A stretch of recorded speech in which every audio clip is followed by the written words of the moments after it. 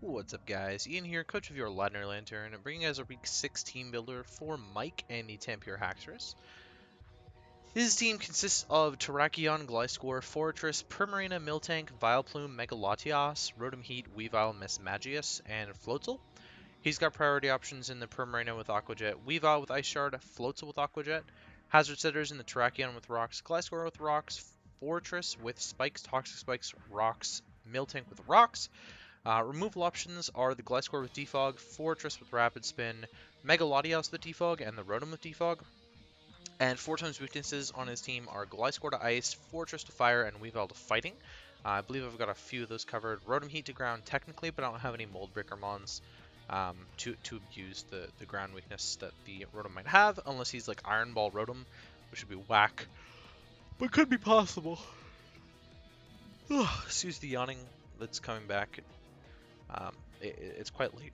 it's almost the day of the battle that I'm recording this. I built this team quite a few days ago, and it's gone through a couple iterations, just minor changes and whatnot. There's a couple things that I'm really scared of on his team. Rotom Heat, I'm really scared of Rotom Heat. I'm really scared of Primarina. Everything else I think I can deal with fairly effectively. Oh, and I'm scared of the Vileplume. Those three are the main problems that I think I'm going to run into. Everything else I can deal with fairly effectively, I think, with the build that I'm running. But yeah, though, like the special threats of Primarina and Rotom Heat, I really don't have answers to on my team. Like at all. Primarina I could have brought a Mungus for, but Rotom Heat, like offensive Rotom Heat, just kind of blows through me. So I gotta be really careful of that, especially because he can run a Scarf variant that'll outspeed my entire team. I might just keep claiming kills if I'm not careful. If he wants to be choice, he's gonna have to lock himself into something that's a little bit suspect against certain mons on my team, though. So in terms of what I'm not expecting him to bring, I don't think Fortress makes all that much sense to bring against my team. Granted, my fire type is Talonflame, so he might say, oh, well, that's a prime opportunity to bring Fortress. I am bringing removal this week, and I also have a Mega Diancie. Obviously, he can run Gyro Ball, but Mega Diancie is a solid way to block the hazards from going up. I don't anticipate it to come just because it's really passive against my team. Excuse me. It's really passive against my team, and I've shown a very aggressive playstyle so far in the season. He's looking to topple me for my undefeated streak at the moment, and he might be able to do it. His team's definitely got a solid matchup against me. I just don't necessarily see him really bringing the passive mons, which is I kind of don't anticipate Fortress and Miltank to come. Both of them, especially the Miltank, it's really weak to Buzzwole, and Buzzwole's the kill leader on my team right now. Overall, his team is like fairly weak to Buzzwole. I'm bringing a little bit of a different spread than what I may have. I may have considered a Choice Scarf spread against this team. Excuse me, but the spread that I'm bringing is also reasonably effective at what it does this game. So Fortress and Miltank I'm not expecting, and then I don't think Mismagius has the best matchup overall. It could show up. I'm sort of iffy on it. Same with Floatzel. Another one I'm sort of iffy on. Floatzel's a really good revenge killer for my Mega Diancie. If he doesn't want to run like Metal Claw Weavile, which would obviously then be able to deal with Diancie, but you know, Diancie outruns anything else besides the Floatzel and the Weavile, and it'll speed time Megalatias, and Diancie threatens Megalatias more than Megalatias threatens Mega Diancie, so having a revenge killer for it is a solid way to go about that. Actually, I failed to mention that the Terrakion could have quick attack as a priority move as well. Okay, let's get into my team here. I'm running a little bit of a mixed defensive Vaporeon. I didn't want to be super duper weak to the Primarina, especially just spamming Water Stab. I really don't want that. At the moment, it can spam Fairy Stab, but Vaporeon is at the very least a reasonable switch-in-ish. I'm running Heal Bell on here just in case he wants to Toxic spread my team. Scald, Wish, Toxic, just fairly standard. Protect might be nice. Oh, excuse me. Protect might be nice. Roar might be nice, but Protect gives his setup mons a turn to set up, and Roar would be nice, but again, I'm missing the Protect, so I would really love to have Protect, but I don't have the move slot for it. I really needed Toxic for the for the Mega Latias. I'd rather have Toxic than Roar, because I think if he's going to be set up sub, then he's not going to have the coverage options that he needs to beat me, in my opinion. I don't really think that I don't think that dual stab is going to be enough for him to beat me, because I have a Bronzong on my team. So I think he's going to have to run like ghost coverage for that, and maybe ghost coverage to hit that and the Hoopa, or maybe bug coverage to hit the that and the Hoopa potentially. Otherwise, dual stab could run through me if I didn't have Bronzong on the team. Yeah, so just a mixed defensive Vaporeon. Again, it's kind of the idea. If he makes a prediction with Primarina and clicks Energy Ball and he specs, then maybe that gets me into Buzzwole free, or Garchomp, or Hoopa. Pardon me, all of which would be good. Okay, Garchomp's next. Relatively weird Garchomp set. I'm running Yachi Berry for the Rotom Heat. I don't want it to spam HP Ice against me. If he's going to click Will-O-Wisp, then I figured at the very least I could get a Toxic off on it, which will whittle it down. So I was kind of debating between Yachi and Lum. And if I was Lum, I would be able to retain my offensive capabilities that I don't care all that much about. And if I were Yachi, like I am, then I can eat a hit and get a Toxic off or get Rocks up, which I think are both going to be fairly important in this game. Especially to whittle down that Rotom because it's such a threat. Break a Sash on like the Tracheon or the Weavile potentially as well. Would be very, very helpful. Obviously, he's got some decent Toxic switch-ins. He's got the Gliscor, the Fortress, and the Vileplume, all really good Toxic switch-ins. I don't necessarily think he's going to anticipate that. I think he would anticipate like a Rock-type move potentially, and not sure what he would do there, but maybe Vileplume. Excuse me. I'm not sure why I have Poison Jab, just as a better way to hit the Primarina, I guess? It's kind of weird. Most cases I'd want to click Earthquake anyways. I don't really like Poison Jab all that much. I think Dragon Stab might be a little bit better. Just having like Dragon Claw. Just regular D-Claw. Yeah, I'm not sure what I was thinking when I put Poison Jab, because Dragon Claw is definitely going to benefit me more here. I'm going to speed on here for the something. Base 100 of some kind. Right? Must be. Why else would I hit 330? Miltank. I'm running enough speed for Miltank. Max attack, a little bit of HP. Buzzwole, Copa Berry for any stray Aerial Ace from Terrakion and Weavile.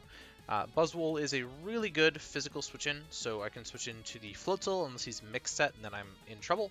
I can switch into the Terrakion and the Weavile really effectively, so I'm really not scared that much of Terrakion and Weavile because I can switch into them, and I threaten them both out instantly with Drain Punch. Terrakion at +2 Continental Crush will not kill me, and let me just verify that, because I am very physically defensive. I'm getting defense beast boosts, of course. I definitely should not be dying to +2 Continental Crush from Terrakion. Buzzwole. So I'm running 248, 200 Impish against Terrakion, and we will say +2. Take off the Choice Band, and we'll say Z-Stone Edge. Yeah, so it's doing 82 to 97, so I definitely live a jolly +2 Z-Stone Edge. It's a roll in my favor to live +2 Adamant Z-Stone Edge, Continental Crush. And Drain Punch is going to do 73 to 86 back with no investment against 0 bulk Terrakion. So I'd be okay with that. I'm actually running a little bit of speed on here for a reason.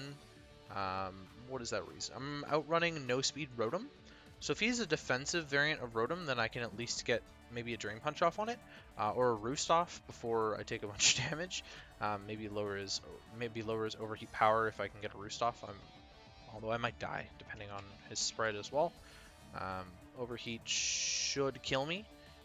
Should kill me from like minimally invested, like 0 investment Rotom will still kill me with overheat. So it's obviously a problem, but Drain Punch can do some damage, I guess, kind of.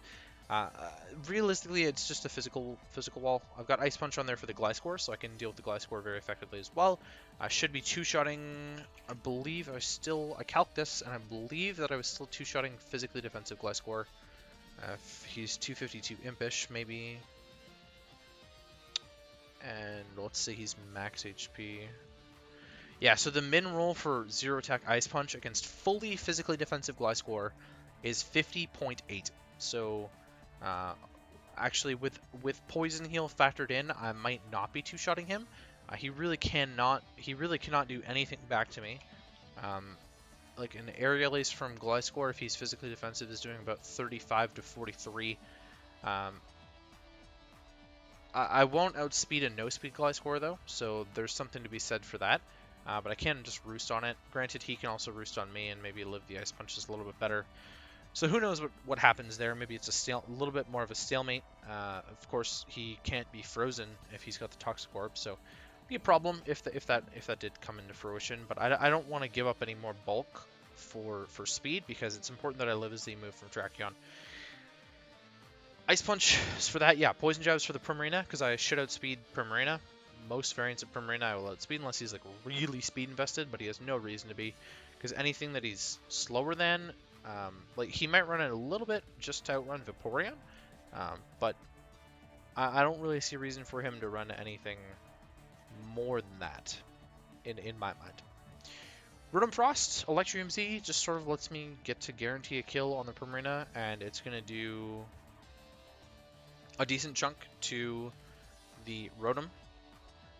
Rather than Ice Z. Why am I Electric Z? Again, this is another failure on my part. I really need to be Ice Z. It's better against this team. It'll do more to the Rotom. It'll do more to the Latias, which is really important. Guaranteed kill against the Gliscor, which could be a pain in the ass. I guess maybe I was expecting Thick Fat Miltank to be a problem. I don't know what I was doing.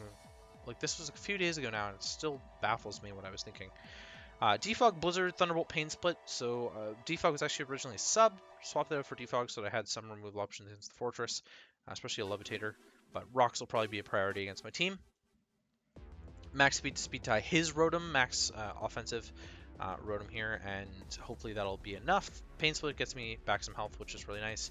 Again, if he's the sub variant of Mega Latias, then that's annoying and I can't Pain Split it, but I don't think he's got the coverage options to run sub and Calm Mind. He could run sub 3 attacks, but sub and Calm Mind, generally you want like recovery move, so if he's sub and Calm Mind and a recovery move, then he's running Mono Attack, and he can't run Mono Dragon or Mono Psychic against me. Mono Surf is just asking to get walled by Vaporeon and Amogus, so Mono Ice Beam, same thing, gets absolutely walled by the Vaporeon. So yeah, there's like not a lot of good options that he has for a mono attacking Mega Latias variant.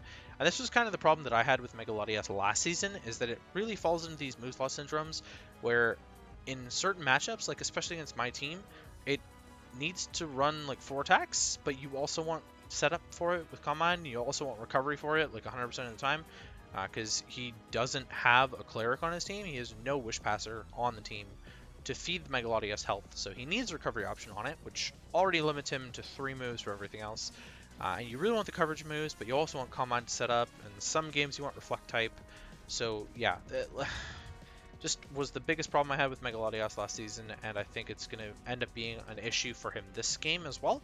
I actually wouldn't even be surprised if he doesn't bring it for that reason. He might think that it's going to bait out a Scarf Garchomp on my part to deal with Mega Latias, and he might be right, potentially. Obviously, I'm not bringing it, but he can always revenge Garchomp with Weavile anyways, which is kind of why I opted out of running Scarf Chomp. Especially if I was locked into Outrage, that would really suck, because then I'm giving up Garchomp basically for free when I could have a solid Buzzwole switch in every time. DNC is really solid here with just 4 attacks. I've got Psychic on there for Vileplume. Should 2-shot Vileplume unless he's like fully Spit F, which I don't really anticipate him to be. I kind of anticipate him to be more Fizz Def, just because Spit F Vileplume gets sort of like wrecked by my Psychic types anyways, so there's really no point in him being Spit F Vileplume against my team. It's going to get wrecked by Rotom-Frost, so he'd probably much rather be Fizz Def. If he's going to bring it at all, he might be a little bit wary about it. I do have really good ways to beat Vileplume. I'm just not bringing a few of them, i.e. Starmie and Talonflame. I'm not bringing either of those. Masquerain, I'm also not bringing. Those would all be good options against the Vileplume, and I'm not bringing them. But he might opt into it just as a Buzzwole answer, although he also might opt into Gliscor as a Buzzwole answer. So HP Fire is on the DNC for the Fortress, of course. Moonblast hits everything really hard. Power Gem is there for the Rotom, and I believe that's it. Moonblast will hit everything else harder than that. I wanted to run HP Ice, but I think it's important to have at least one coverage option for the Fortress. I have no other fire. I have zero other fire coverage on my team, I believe. I'm not packing it on... Yeah, I'm not packing it on Hoopa. I'm packing the ice coverage instead. Mainly because I think Gliscor is going to come over the Fortress anyways. We're max speed timid on the DNC, speed tie with the Mega Latios, and then max special attack, a little bit of speed F on there. Just running mono special offense, so I can run timid rather than hasty or anything like that. And last but not least, kind of the win con. At the very least, my best revenge killer, which is an amazing revenge killer against his team, is Choice Scarf Hoopa. Hyperspace Fury lets me deal with the Mega Latios really, really, really well. His only switch in is the Tracheon, and Tracheon's still taking like 30%, 35% or something from Hyperspace Fury. Bigger problem is that it gets an attack boost with Justified, so I have to be really careful about that. I do have to be really careful about that, especially because this is my Scarfer. I can't really put myself in a position where I am doing that. And I'm going to be wary about a Scarf Tracheon with X-Scissor himself for the Hoopa, and I would probably scout that and go into Buzzwole. Zen Headbutt is there, of course, for the Tracheon as well. Zen Headbutt is very spammable against a lot of other mons where I don't want to click Hyperspace Fury necessarily, but I would probably click Hyperspace Fury against a Mega Latios. Rather than let him try and take me out. Drain Punch is there for the Miltank potentially, but just to get some health back and keep me a little bit preserved. And then Ice Punch again is there for the Gliscor. I can actually run Adamant Hoopa, which is amazing because I hit this retarded stat of 460. This is just like, this stat is ridiculous that I can hit this. And the reason I can run Adamant is because I'm only running out of speed for the Weavile. There's no viable mons that Hoopa would want to speed creep as a Scarfer, besides maybe Primarina, which I'm naturally outspeeding Scarf Primarina with this investment anyways, and so it lets me outspeed his fastest mon in the Weavile by 1 point and retain my Scarf. So, you know, obviously any Scarfers that he has will be faster than my Hoopa, but I should outspeed his team in a natural sense and outspeed any Scarfers below me still. So that's the Hoopa there. It just punches holes through his team, and it can hopefully clean up later after Rocks whittle stuff down, and maybe DNC and Rotom break a little bit. Then Hoopa might be in a position where I can just constantly click Hyperspace Fury over and over and over again, and not care about the defense drops potentially. But I do have to be careful about that with the Weavile and the Floatzel around. Because if I get enough defense drops, then Weavile's Ice Shard is going to be able to take me out pretty quickly. Just because of how low Hoopa's base defense is, it should... actually, I want to calculate that just for your guys' reference. Hoopa-Unbound band, it doesn't really matter. 16 HP, and then Weavile choice band. So we'll just change my nature to Adamant, and we'll change it to Scarf rather than band on this set. So, funnily enough, Hyperspace Fury from me, and I'm max attack Adamant. Hyperspace Fury from me is doing 52 to 61 to the Weavile, but at -1 defense, the Weavile's Ice Shard is doing 69 to 81 if he's Jolly Band. If he's Adamant Band, he's doing 75 to 89 to a -1 defense Hoopa. And so once I hit -2, he's guaranteed killing me with Adamant Banded Ice Shard. And if I hit -3, he's guaranteed killing me with Jolly Banded Ice Shard. Actually, at -2, Jolly Band is a roll. It's a 50-50 for Jolly Band to kill me from full if I hit -2 defense. So again, I've got to be really careful about that. I'm not running Gunk Shot for the Primarina. I'd rather rely on Zen Headbutt. I don't really think it's necessary for me to carry Gunk Shot on this just for the Primarina when I can click Zen Headbutt and blow its face back. Let's run the calc on Primarina just for you guys. So max HP variant of Primarina. Not Gunk Shot, not Fire Punch, Zen Headbutt. Adamant Zen Headbutt does 59 to 70, so if he does want to switch in Primarina for whatever reason, then I can do that. Hyperspace Fury is still doing 37 to 46, or sorry, 43. One thing I got to be worried about is only 8 Hyperspace Furies total, but solid way for me to break through protects that he might have on Gliscor and whatnot as well. So in terms of what I'm not bringing, Amoonguss, I was close to bringing Amoonguss. It's solid against the Primarina, and that's about it. It's maybe okay against the Mismagius. It loses to Latias if he's got the Psychic coverage. It potentially is just setup fodder for the Tracheon. Granted, he doesn't have the best Spore Switch-ins, but he does have potential Overcoat on the Fortress. He's got a Vileplume, and he's got the Gliscor, which will most likely proc Toxic Orb early if I were to bring a Mungus. Bronzong I wanted to bring. It loses to the Weavile really hard, and it loses to the Rotom. And the Mismagius, so he's kind of got ways to deal with the Bronzong, but again, I think he's got to bring coverage on the Latias for it. Talonflame just hasn't had a matchup necessarily at the start of the season. It's actually like pretty decent here. Bigger thing stopping is the Rotom, which I would be okay with, honestly, because then I'd be able to at least like whittle the Rotom down, but besides that, it's kind of got an okay matchup here. Masquerain, I didn't really like webs all that much against this team. I don't feel like I need the speed control necessarily because it's not his fast offensive mons that I'm going to have trouble breaking. It's the fat ones that I feel like I'm going to have trouble breaking. So I didn't really need the webs, and offensive Masquerain looks kind of shit this game. Then Starmie is another sort of thing. Like, I could have brought it to deal with Rotom a little bit more, but like my problems are switching into Rotom, not revenge killing it in my mind. Because I always have Deancey there to revenge kill it. I always have Vaporeon potentially to revenge kill it. You know, I definitely could have brought Starmie in some sort of capacity. Maybe a 4-attack Starmie would have been alright here as well, actually. With like T-Bolt, Scald, potentially HP Fire, Ice Beam maybe for the Gliscor just to secure a kill, as well as the Vileplume, or Psychic, I guess, for the Vileplume. And then potentially like Recover or something. Starmie would have been okay. I just really wanted Hoopa because it deals with the Latias a little bit better. Yeah, maybe Ice Beam over the Psychic. Maybe Ice Beam over Psychic on that Starmie, and then it still would have been fine. I'm just really not sure what I would replace at this point. You know, I definitely could have replaced the Rotom, but Rotom's a solid way to break the Gliscor if I really need to, and Gliscor is kind of a problem if it can get going, because my special offense can't deal with it all that well at this stage. So anyways, that's the team. Hopefully it goes well. I'm not expecting too much out of this one. This is a little bit harder of a matchup than we've faced so far this season, and we'll be looking to take on Mike in week 6 of the NCL.